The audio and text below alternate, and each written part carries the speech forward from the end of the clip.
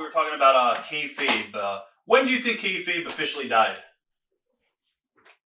Oh, when Dave Meltzer started doing his sheets. So you're not a fan of the dirt sheets? I like Dave. I like Dave Meltzer. What I think is a problem is the rag sheets are you giving away finishes ahead of time, all this other stuff. That really kills the business. I agree, especially the internet too. Yeah, I mean that kills the business. I mean, you want to talk about killing the business? I never did that. I mean, but you got dumbasses in the offices calling this guy, and why I don't know, just to have their name in the in a dirt sheet. I'm like I can't get over this. That's what bugs me. I guess we'll talk about the IWF next. How did you start the IWF? Well, I came from New York. I was in New York, and I lived on Madison Avenue between 68th and 69th, and so I had an idea. I said I just so happened I was watching the grand opening of Universal Studios when Steven Spielberg and some of the other guys were cutting the red ribbon. I said, man, I got a damn idea that may just work. Even though the business is in kind of like a lull right now, and that's what was really the problem. The WWE wasn't drawing, the WCW wasn't drawing, nothing. And I said, let me go in and see if I can cut a deal and go soundstage this thing, and where I'll have a true international audience.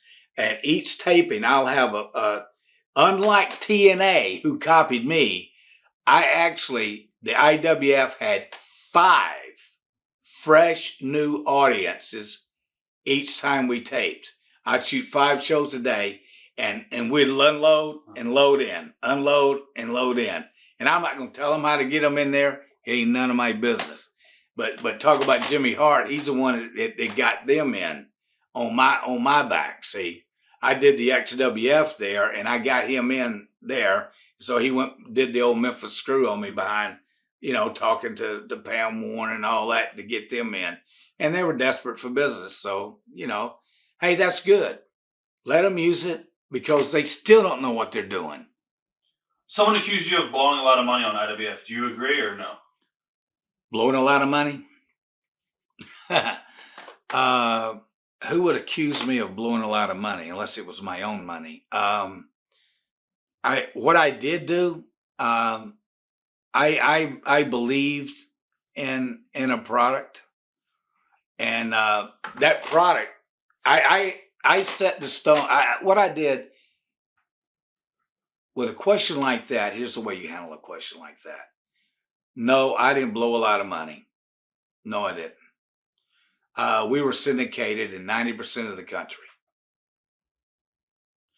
We had everybody scared. Kevin Sullivan told me that those friggin' guys in Atlanta and New York were scared to death, because I had Universal, I had a sound stage, I had fresh audiences every single taping.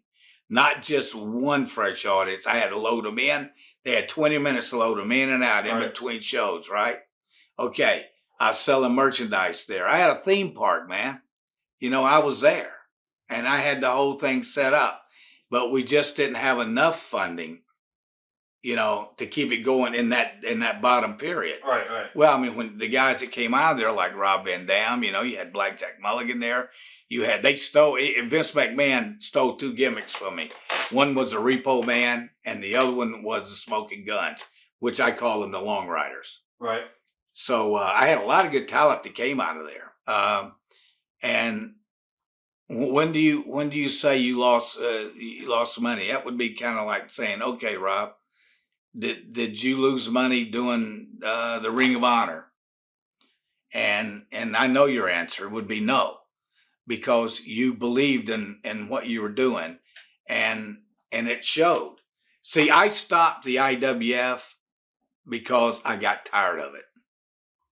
I got tired of the BS, and the business stayed in a lull and never came out. And some of the guys, and I did all young guys, which I would never do again. I should have mixed more veterans in. I brought Blackjack in. I love Jack to death, and he's had health problems lately. But Blackjack, I love to death. And I had the Stomper, Neil Stewart. His son is Boo Boo Stewart in Twilight. Right. Yeah. So I've had, and he's been in over 40 something movies.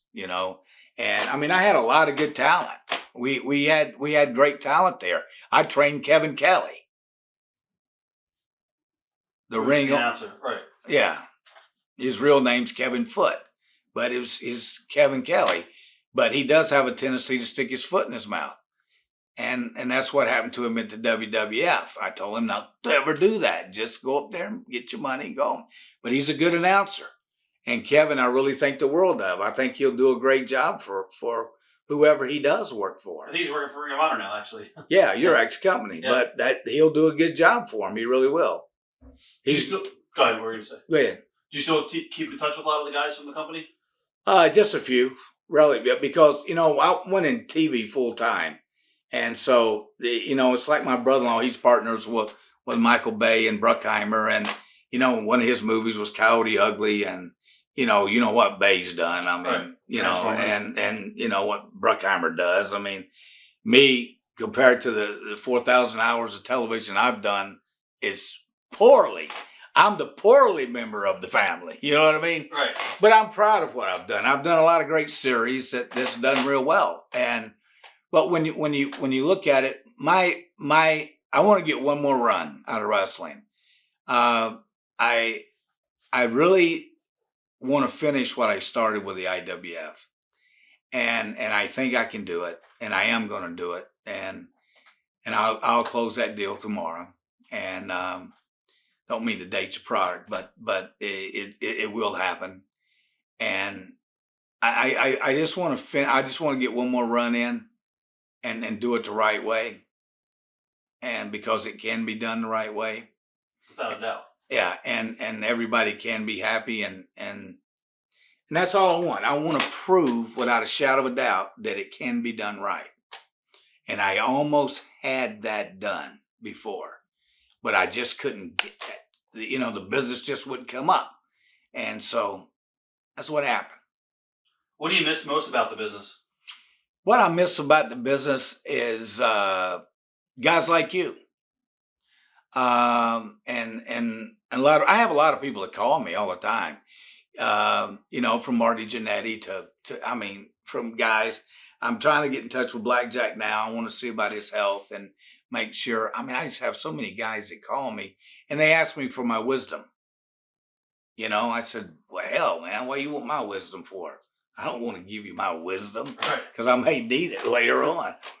But, it's like one of the gimmicks that Mick Foley used that they got that from me. Remember when he came up from underneath the canvas and it opened up? Right. Well, that was my idea. And because I gave it to Marty Jannetty and Marty Jannetty gave it to him. So anyway, and that's another guy I like it. That has a lot of talent, Marty Jannetty. Boy, the stories he's got to tell too. You did two with him. Did you do two with him? Yeah. So he's something else. What are your thoughts on Flair and Hogan's involvement in today's wrestling? I think that time has passed them by. I think that they have become an embarrassment to themselves as well as the company.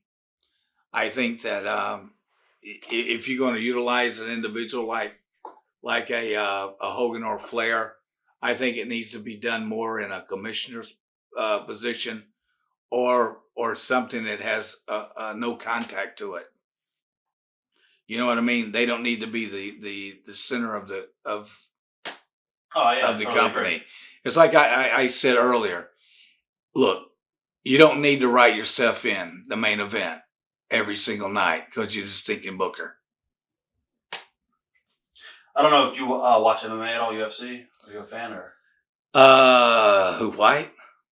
Yeah. Yeah, I like him a lot. I like UFC's good. I like that. Yeah. Do you think it's a work or do you think it's a shoot? Here's the way. I'm going to tell you something an old timer told me. So I'm going to pass my buck on this. An old timer always told me this. He goes, Eddie, never forget this. if there's professional involved and there's money involved, Right. it can be a work. What are your thoughts on comparing the two, UFC and pro wrestling? And do you think UFC's hurt the business? Oh no. Oh no. The business, you can't hurt the business. The business has hurt itself with lousy booking, lousy talent. Wrestling has hurt itself. There's no reason for wrestling not to be selling out, everywhere. There's no if as what's going to happen to UFC, in my opinion. You can take it for what it's worth. Is the problem they're going to run into is they're going to run out of talent because it is such a tough sport and it's so grueling on these guys that before long they're not going to have any more bodies to beat up. That's the problem, and that's when I think that's when you're going to see the decline of it because you're going to absolutely run out of talent. You better get busy and start training a whole bunch of guys because, hey, you can't take so many of those shots. Would you ever want to write a book? I was offered $1 million to write a book when I did 2020, but they wanted me to expose. It's like you asked me about road trips and stuff, and I just won't talk about it. They wanted me to talk about what happened in the locker room, what happened, And here's what I believed, and I didn't do 2020 to hurt professional wrestlers. I did it to help wrestlers get more money, to be able to afford better things and to eat better and have their family to have better educations and being able to send their kids to college and like every other red-blooded American. And when you look at the way things are done, it's just sad. I mean, that's all you can say. It is sad, isn't it? Watch thousands of exclusive shoot interviews right now on TitleMatchNetwork.com.